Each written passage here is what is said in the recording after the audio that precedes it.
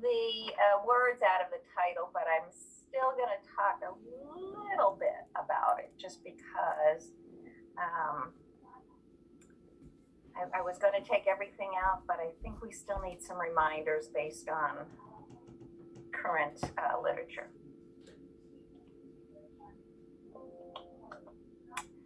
So we're going to talk about mouth guards, splints, interocclusal appliances, occlusal appliances, bruxism appliances. You can call it whatever you want to call it. That's what today's lecture is about. But I want to start with the reminder that we've seen before. The NIH says less is often best. And to look here at the recommendations from the Tmj Association to, first do the things that Dr. Gonzalez was talking about and Hasib was talking about, and then to avoid permanent changes, including crown work, bridge work, orthodontics, grinding down of teeth, or repositioning splints. So we are going to talk about repositioning splints as a type of splint, and there are indications for it, just not widespread. So I did want to start with this as a reminder. Then I also looked up what's the newest out in the literature, what's the latest and maybe not so greatest information for us. And I pulled for you some reviews. One was not a systematic review, it was merely a narrative review. They first looked at almost 5,000 articles, ended up only choosing 18 for their review. For their type of occlusal appliances, they had a mix of both hard and soft appliances. They compared it to exercise, and the exercise protocols were mixed as well. Some were relaxation exercises, some were active exercises, some were passive exercises. But their conclusion was that doing the grade assessment, which is how they evaluate the level of evidence for these different articles, they said there was low to very low evidence of quality for the articles. Then 3 more reviews from 2020. Second one is Riley, mixed types of occlusal appliances compared to various treatments. No clear evidence to support splints because of the low certainty, because of the low quality. Linford's did a randomized controlled trial looking at a stabilization appliance, and we'll define that in a few minutes, versus an exercise protocol, and found that both reduced pain and increased range of motion compared to no treatment, and there really was no difference between the two. And then a network meta-analysis had mixed types of appliances, different types of treatments, and again, moderate to low evidence of effectiveness of splits. So right now, the most current literature is not giving us a ton of support for what I'm going to talk about and tell you how to do for your patients. So why do we do appliances? Why do they work if they work? And from your book, from your chapter 8 in the occupational pain book, the leading theories that have been proposed is it alters the occlusal relationship, redistributes occlusal forces, alters the structural relationship in the TMJ. You're putting a piece of plastic between the teeth, and that by nature of just building up, with something between your teeth, you are going to change some structural relationships, even in a stabilization appliance. Or by reducing bruxism and parafunction. And the bottom line is none of these theories have been shown to be the one that works, the one that's true. So we really don't know, but that's what we have to work with right now. Controversies with splint therapy. There have been a number of studies, and we'll show a little bit about that, a number of studies that have shown equal effectiveness in pain control between a placebo splint, and I'll show you what that means, and an occlusal splint. If you're looking at your guidance that you build on your mouth guard or appliance, your canine guidance is as effective as group function. And they even did a study back in the 70s, I believe, where they did posterior guidance. That was supposed to cause more pain because obviously that's not the right way to have your lateral guidance. And they found that those mouth guards work just as well as canine and group function. So occlusal design doesn't seem to matter on these. And the systematic reviews claim insufficient evidence to support their role in reducing sleep bruxism long term. So that's, one of our theories, one of the things that I believe, and I think Dr. Gonzalez probably believes, that they help with parafunction and sleep bruxism. It has not really been shown in the literature to really long-term be effective.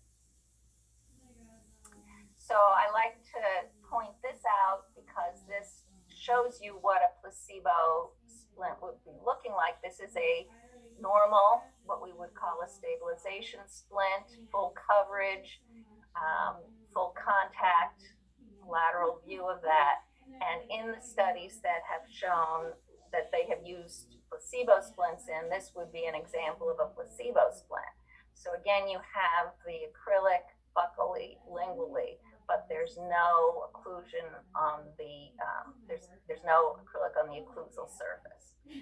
So these splints in some of the studies have been shown to be as effective as these splints. So what does some of the older literature say? Well, some of you were very young in 1999. Systematic review looked at different types of appliances to a controlled treatment. At that time, they found that the splint, the mouth guard, was better than the control treatment in 3 studies, but equal to the control treatment in 12 studies. 2006, they looked at stabilization appliances versus a soft splint and compared it to usual treatment. They did not adequately define usual treatment, but it is generally felt that it is sort of the symptomatic care and the home exercise that we've talked about already. Found all 3 treatments were equally effective. 2012, stabilization appliance in an NTI, and I will talk about an NTI later today, compared to behavioral treatment, all 3 treatments equally effective. And then we did a systematic, very nicely done systematic review of splints of different designs, all equally effective. So I'm giving you the groundwork behind what is currently known and actually what has been shown for quite some time about occlusal appliances. They are as effective as other treatments in the studies. They're not more effective, they're not less effective. And different types of occlusal appliances are equally effective when we look at them in terms of a systematic review and look at the quality of the literature that you're basing that conclusion on. So just again, stabilization splint, counseling and exercise, equally effective at 1 year to other treatments. Occlusal splint, physiotherapy, equally effective to physiotherapy. Then in 2018, insufficient evidence to support the splints in a long-term reduction of sleep bruxism activity. And we had here a randomized controlled trial counseling muscle exercises. They had a group that had a stabilization splint and a group that didn't have a stabilization splint. Those who had the stabilization splint were no better in quality of life scoring 1 year later. So looking at things that are maybe a little bit more long-term, we're still not seeing a difference between treatments. So should I end the lecture right there? No. So why do we do them? Well, for sure, we want to protect teeth in an active bruxism. So anytime, I mean, this is basic dentistry. This isn't anything new. This isn't something that you wouldn't do in a restorative department. Wear facets into dentin. Now, remember, the fact that you see wear facets into dentin does not mean the person is currently bruxing, because it could have been activity from long ago. But you may still feel the need to protect those teeth, because dentin is softer than enamel, and if you've already worn into dentin, there may be further wear. And what we base our reasoning for making an oral appliance on is this idea of jaw pain with morning symptoms. And what that means is you ask them, when you wake up in the morning, how does your jaw feel? Does it feel normal? Does it feel stiff or tight? Is your pain worse in the morning and get better as the day goes on? Or is your pain best in the morning? You wake up perfectly fine, no pain. It isn't until later in the afternoon you get your pain. So those with morning symptoms, morning pain or stiffness, those are the ones that we think might be clenching or grinding at night, or doing some parafunctional activity that makes their jaw worse in the morning. And for those individuals, it's reasonable to consider an appliance. So myalgia, myofascial pain with referral, with a history pain pattern indicative of nocturnal bruxism. I probably should put nocturnal in there. And arthralgia with a history pain pattern indicative of nocturnal bruxism. And remember, we use the term morning symptoms. Not everybody is on the same sleep schedule. So you can have somebody who works nights, and then for them, their pain would be worse when they wake up, whatever time it is. But generally, most people work during the day and sleep at night. So that's why we have just adopted this morning symptoms. And this is, very significant wear in this person. You see the lock and key pattern on the canines. You see chipping of the incisal enamel. You see this, and you probably want to make sure it's not going to get worse, and would consider mouth guard whether or not they had jaw pain. So what do we have to treat bruxism? If someone clenches or grinds, what do we have available in our armamentarium? If you're awake, we have behavioral modification. That's where you talk to someone about becoming more aware of where their teeth are, becoming more aware of whether their teeth are even touching, even lightly touching. I will ask them, are your teeth, do you even just hold your teeth together lightly? Anything where the teeth are touching, there's going to be a higher activity in the muscles, and that they shouldn't be touching except for swallowing. Some talking, they will touch. And when there's food between them, they don't really touch because the food's between them, but there's still force there. So behavior modification, if they're awake, if they have trouble trying to focus on when they're doing this behavior, biofeedback therapy may be helpful because it teaches them when they are clenching or having force on their jaw. And then relaxation therapy may be helpful for some people. But we don't, none of those three things have been shown to be helpful during sleep. They've actually done behavior biofeedback therapy asleep with a little monitor that wakes the patient up when they're clenching. And they found that, yes, it woke them up when they're clenching and they stopped, but then they went back to sleep and started clenching again. So even biofeedback hasn't been shown to be effective during sleep. So the only thing we currently have in our armamentarium is the occlusal appliance. I always keep my eye out for pharmacotherapy as a future potential. Nothing has come to the market that has been shown to be reasonable, low risk for trying to reduce bruxism at night. But there are companies that have worked on this, so that may be a possibility, or it may be found with another pharmaceutical that it actually has a side effect that's of benefit, but currently nothing that's on the market. So what kind of types of appliances do we have? Well, you can have a soft, flexible appliance, and you can have a hard acrylic appliance. It's really probably it. I'm not aware of any other ways that you could do it. You can have you can have one that's soft in the interior and hard on the exterior, but basically it's these two forms of acrylic. Well, multiple studies show them to be equally effective. So how are you going to choose? How do you choose if you want to have soft or hard? Does anybody want to answer that question? I see everybody turning their video on and raising their hand to.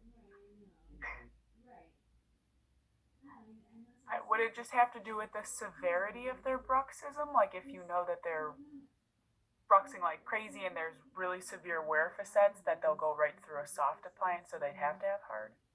That is actually a very good idea. I've had one patient in my career that I made a soft guard for, and he wore through it in 3 months. That was a good patient not to repeat the soft guard, because eventually it's going to cost more than doing a hard guard. But I have some indications down here for soft, so we might as well go into that. You can, with a soft mouth guard, you can do a football mouth guard, an over-the-counter mouth guard. I think that's reasonable for something that is an emergency type thing. Somebody was on vacation and they left their mouth guard somewhere, and oh my goodness, my headaches are coming back. I will tell them to go into Target or Walmart's, go to the sports section and get an over-the-counter football mouth guard. They have to boil it, put it in their mouth, cut off the strip that holds it to their helmet. So I don't think they'll be wearing a helmet on vacation. But you can do that as a temporary thing. They tend to be very bulky. What I do not recommend is the mouth guards that are available over the counter in the dental section, with the toothpaste and everything else. I find that those are often difficult for patients to fit properly.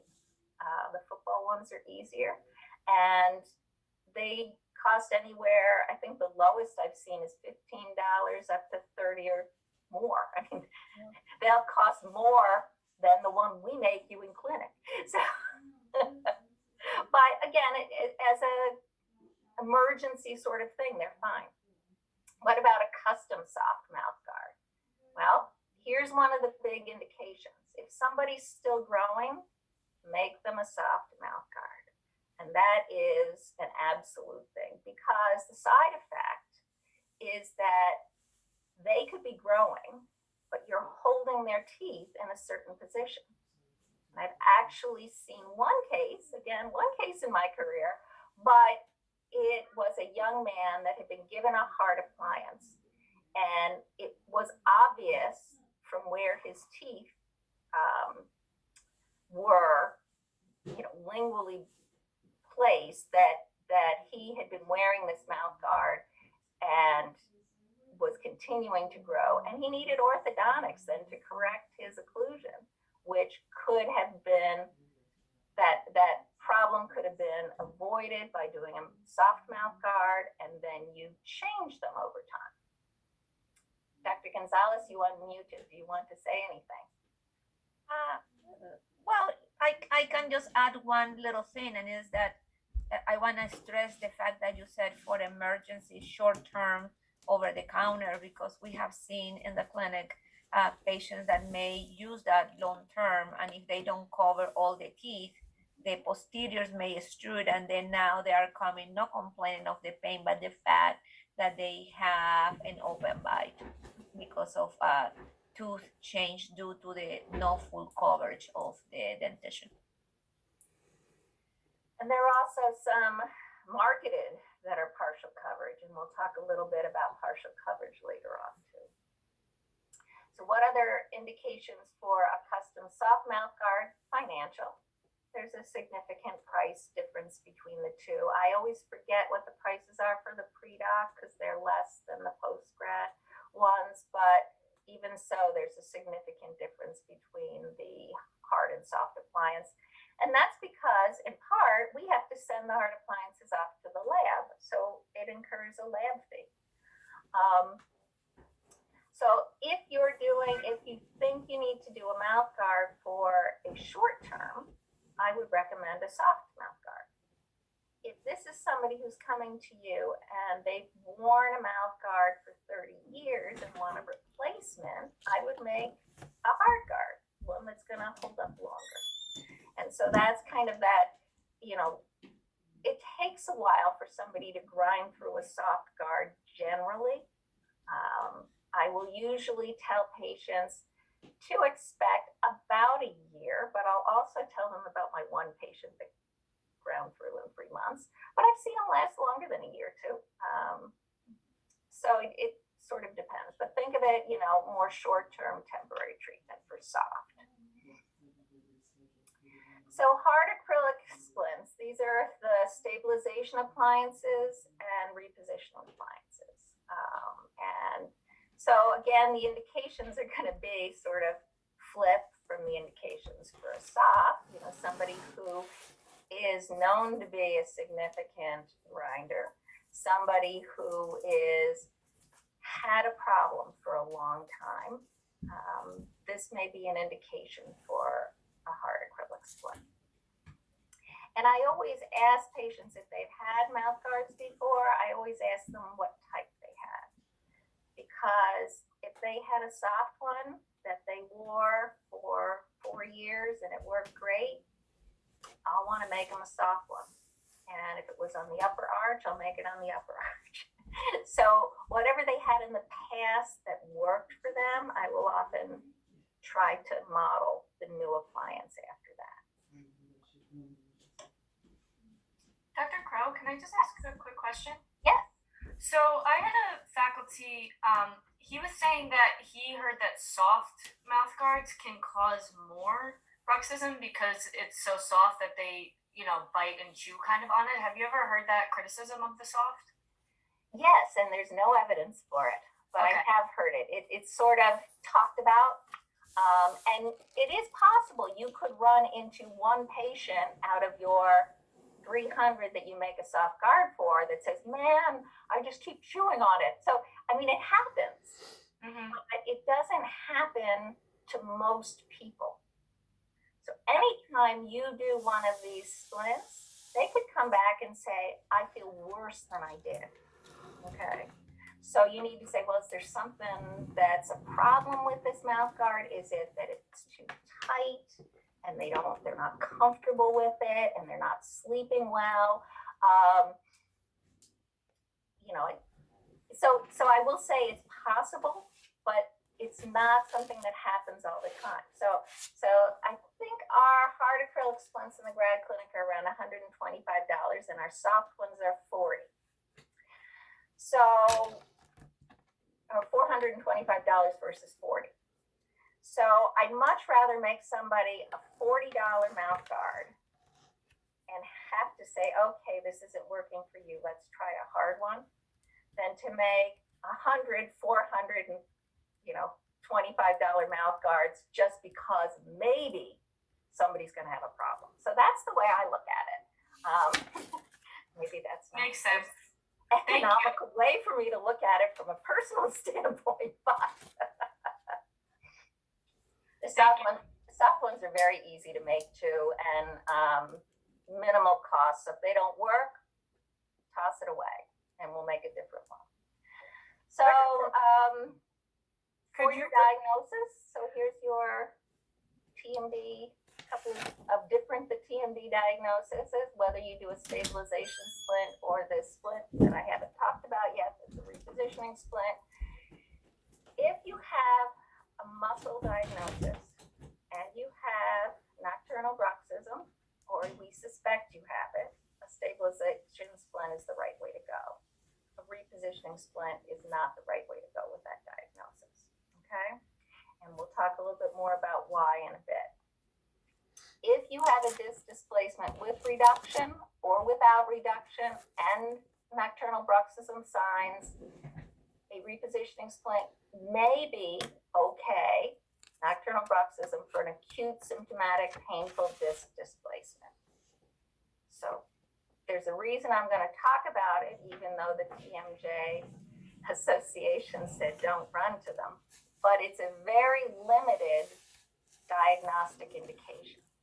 Okay, maybe an indication without reduction, but this is the theory behind this type of splint was it would help you reduce the disc, put it back in its normal position. The reality is it doesn't do that. It changes the position of your jaw, but whether or not it reduces the disc, they have not been able to show that on a routine basis. So, stabilization appliance, that's the one that's most indicated. You can do that for any TMD diagnosis that, and actually maybe go back here. So stabilization splint can be used for all these diagnoses, okay? Repositioning, not for this one, maybe in special circumstances for these. May I add a comment before you continue? Because we talk about the cost, and I saw Megan, when we said $40 versus $400, right? But I want to clarify as well that the reason why we are able to do it in such a low cost here in our school is because our postgrad residents make them even for the predoctoral students, and those predoctoral students who want to learn how to make it, then we can make arrangements and they work with the postgrad students. Because if you send those to the lab, they are going to charge you $150 to make a soft appliance, and obviously you are going to charge them in your private practice more because everything that goes into the equation for your fees. I don't want to discuss private practice fees, but the issue is that here we do all the lab work, and that's why we can help many patients with that low cost for them. Dr. Crow, could I also ask a question about why again did you say that you recommend the football guards and something as large and bulky as that over the ones that you said you'd find in a dental aisle? Because the football guards cost anywhere from 99 cents to $3, and the ones in the dental aisle cost $15 to $50. And I have seen partial coverage ones that patients have bought, and there's significant problems with those. Okay. Plus, some of them, they actually have to mix a powder and liquid, and I don't want my patients mixing stuff that I do and sticking it in their mouth. Okay. Because when I had this conversation with a patient, he was like, "Oh, well, you're not telling me to go get one of those giant sports ones, right? I won't be able to close my mouth when I sleep." And I am in my head, and I mean ignorance. Then I was like, "Oh no, they make smaller, thinner ones that can adapt to your teeth better and won't hold your whole jaw open like that." But I didn't know we did recommend the football ones. Yeah. So sometimes I'll even tell patients to make a little U with their fingers and sort of see how big their arch is and compare it. Most of the ones that you would want to get are going to be the junior size. But again, those may not sit far enough back and could cause a problem long term. Okay. Thank you. So stabilization appliances, now we're back to hard appliances. They are full coverage. You can make them for the maxilla or the mandible. You can adjust centric relation or habitual occlusion. You can adjust almost anything and they will be equally effective. So adjust a canine guidance or group function. I would suggest habitual occlusion. Your patients are in pain. When they are in pain, you do not want to be sitting there trying to move their jaw into what you think is the best position. Let them go into habitual. And there have been studies that have looked at that, and habitual. So at one point, maybe 10 or 15 years ago, I was in a CE course and they're like, put them in habitual, and then after their pain is under control, you can put them into centric relation. And I'm like, why bother? So habitual occlusion. And when I look at canine guidance versus group function, I actually look at the patient's own dentition. Do they have group function normally? If they do, why not just keep it on the mouth guard? Otherwise, you would probably have to artificially create canine guidance, and there's no evidence that that's helpful. I practiced for about 3 years at the University of Michigan hospitals, and there they wanted me to make, all the labs made Michigan splints. Well, Michigan splints had these huge canine guidance things that looked like vampires on the mouth guard. And half the time I had to take them down because the patients didn't like them. So just, we don't get those from Great Lakes. That's where we send our hard appliances. They don't do Michigan splints. I suppose they would if I asked, but why would I do that? So, whatever function that they are normally on, that's fine. Now, these are not without potential complications, and they can cause occlusal changes if worn continuously. That is usually more of a soft tissue remodeling that can happen. But they also have the potential for increased caries, periodontal disease progression if people aren't taking care of their teeth. So, nothing is without risk, right? So there's some risk with these. This is a schematic of a perfectly adjusted mouth guard with the points of contact here and your protrusive contacts here, canine guidance. In this case, they have clasps. You can make your appliances with clasps or without clasps. If there's sufficient retention, I would make them without clasps. They're just extra. And they actually can sometimes interfere with things. And if they're not made well in the lab, they make them as ball clasps. If they're not done well in the lab, they can irritate the gingival tissue interproximally. I've actually seen the models that return with ball clasps, and the lab tech took a knife and just cut out the papilla and stuck the ball clasp in there. That doesn't make a whole lot of sense to me. But, we do use them occasionally. Will you be able to get this very perfect occlusal scheme on the appliance that you insert? Probably not. And as I've said, different occlusal schemes are shown to be equally effective. But I like to show the perfect one. And this is just how simple you can do this. You can take alginates, pour them up in yellow stone, and you can take a wax bite. This is base plate wax, a wax bite at the VDO that you want the mouth guard. Then the lab doesn't even have to think. They can just articulate these models and make the mouth guard. We generally do just in a occlusal registration. It's stable, it's easy to do, it's quick. And, we've used Great Lakes for years, and they're technically savvy enough to be able to open the interocclusal distance, and you will get a reasonable occlusion on your mouth guard. But it can be as simple as this. And this is the lower mouth guard in place. Now, I like to, if I have any question about the bite registration, I like to tripod the casts, so molar region, incisors, and then again on the other side another mark, so that I can hand articulate the models, put the registration between them, re-hand articulate, and will confirm that, I'm not, patient didn't bite like this or to the side or, way out in front.